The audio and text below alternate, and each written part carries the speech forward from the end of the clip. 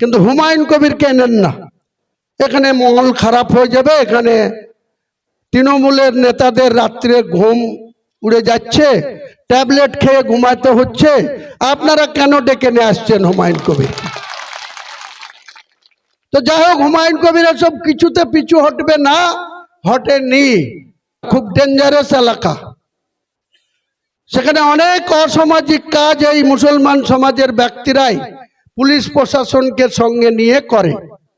বন্দর এলাকায়, ববি হাকিমের এলাকায় এখনো কোনো অসামাজিক কাজ হয় না এ বলা যাবে না। এই পাগলাচণ্ডী বা এই রাধাকান্তপুর বা মুর্শিদাবাদ, বীরভূম, মালদা, উত্তর দিনাজপুরের মুসলমানরা কোনোদিন এত খারাপ কাজের সঙ্গে যুক্ত নয়। কিন্তু যে ববি হাকিম অর্ধেক হিন্দু অর্ধেক মুসলমান, কেন বলছি? ববি হাকিমের বাবা ছিল গয়ার মুসলমান, বিহারের গয়া, আর মা ছিল মমতা ব্যানার্জির মায়ের নাম ছিল গায়ত্রী ব্যানার্জি। তার আপন মাসতুতো বোন ছিল ববি হাকিমের মা। তাহলে হিসাব করে দেখুন, ববি হাকিম আর মমতা ব্যানার্জি আমাদের ভাষায় খালাতো ভাই বোন, হিন্দুদের ভাষায় মাসতুতো ভাই বোন। একটা কথা আছে না গ্রাম বাংলায়, রাজা খুব দান করছে, কাকে? রানীকে। তো সেরকম মমতা ব্যানার্জি খুব মুসলমানদের কাজ করছে। কার? ববি হাকিমের। ববি হাকিমকে এই যে আমাদের ওয়াকফ সম্পত্তি, কলকাতায় 5.5 বিঘি জায়গা, যার কয়েক কোটি টাকা মূল্য, সেই জায়গাতে ববি হাকিমের বউয়ের নামে বিরাট মার্বেল টাইলসের দোকান চালাচ্ছে। কার জায়গায়? গরিব মানুষের ওয়াকফ সম্পত্তির জায়গা। তিনি হচ্ছেন মুসলমানদের মাসিয়া। আর একজন আছে, আমাদের নবী সাহেবের সুন্নত রেখেছে, মাথায় সব সময় টুপি খুলেন না।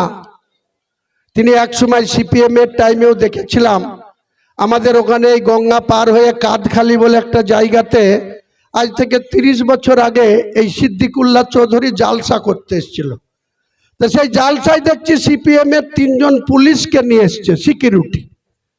তা আমি সিদ্দিকুল্লাহ চৌধুরীকে সেদিন বলেছিলাম ডায়াসে যে আপনি ইমাম মানুষ, ভালো বক্তা, রাজ্যের জমিয়ত উলামাহীনের রাজ্য সভাপতি, তা আপনাকে আবার পুলিশের সিকিউরিটি কেন? আপনার কি আল্লাহর উপরে ভরসা নেই? আপনি ইমাম মানুষ, আপনি এত জমিয়ত উলামাহীনের রাজ্য সভাপতি, আপনার গায়ে কে হাত দিবে? তা বলছে ওটা আমাকে রাখতে হয়, না হলে কিছু চ্যাংড়া ছেলে পিলে আছে তারা আমার পিছনে লাগে। তা চ্যাংড়া ছেলে পিলেকে রুখতে গিয়ে তিনার নিজের ক্ষমতা নাই, তিনি বামফ্রন্ট সরকারের পুলিশ নিয়ে তিনি জালসা করে বেড়াতেন।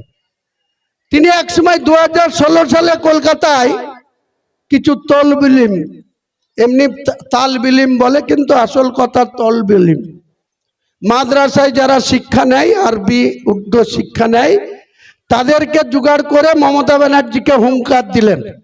কিসের জন্য?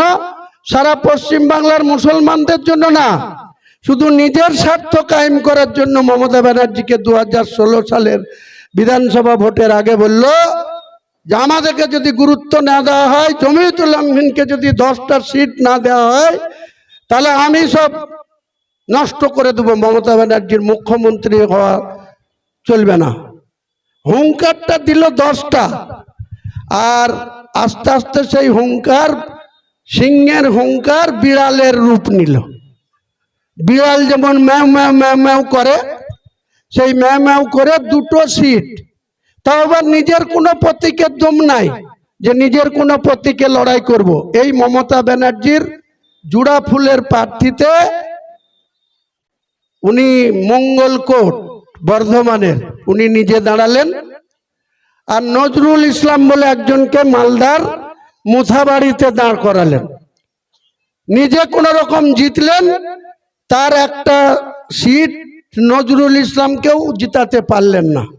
তিনি আজও কত দ্বিচারিতা, আজও কত মুসলিমদের ইমান নিয়ে কত ছিনিমিনি খেলা, যে তিনি মুখে গর্ব করে বলেন আমি রাজ্যদের জমায়েত উলামাহীনদের সভাপতি।